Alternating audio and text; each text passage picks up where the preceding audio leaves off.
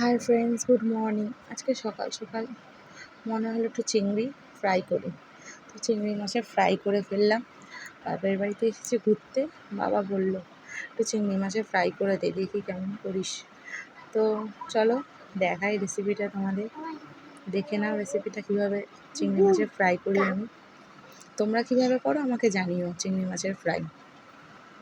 চিংড়ি মাছটা ভালো করে আমি নুন, হলুদ আর কর্নফ্লাওয়ার দিয়ে মাখিয়ে রেখেছিলাম। মাখিয়ে নেওয়ার পরে তেলটা গরম করলাম। তো তেলের মধ্যে ভালো করে আমি চিংড়ি মাছগুলো ভেজে নিয়েছি। ভেজে নেওয়ার পরে ওর মধ্যে একটুখানি পেঁয়াজ, আদা, রসুন বাটা, কাঁচা লঙ্কা বাটা 1 চামচে 1/2 চামচ দিয়ে দিয়েছি। তো দেওয়ার পরে ভালো করে মাখিয়ে নিলাম, কষিয়ে নিলাম। কষিয়ে নেওয়ার পরে ওর মধ্যে আমি একটুখানি হলুদ গুঁড়ো, নুন আর লঙ্কার গুঁড়ো দিয়ে দিয়েছি পরিমাণ মতো। দেওয়ার পরে টমেটোর সস ছিল, টমেটোর সস তোমরা স্কিপও করতে পারো, টমেটোর সস বা টমেটো দিতে পারো। আমার কাছে টমেটো ছিল না বলে আমি টমেটোর সস দিয়েছি।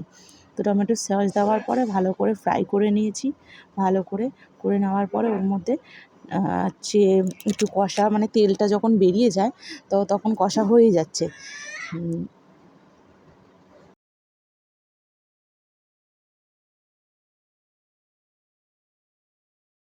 তো ওর মধ্যে আমি দিয়ে দিলাম সব চিংড়ি মাছগুলো দেওয়ার পরে ভালো করে নাড়াচাড়া করে ওর মধ্যে সানরাইজের গরম মশলা দিয়ে দিয়েছি। গরম মশলা দেওয়ার পরে আমি নামিয়ে নিয়েছি। খেতে তো খুব সুন্দর, একটু মিষ্টি মিষ্টি লাগছেই। তোমরা পারলে চিনিও দিতে পারো, কোনো অসুবিধা নেই। আমার টমেটোর সসটা মিষ্টি ছিল বলে আমি আর চিনি দিইনি। আমার রেসিপি যদি ভালো লেগে থাকে লাইক, কমেন্ট আর সাবস্ক্রাইব করে দিও। Thank you.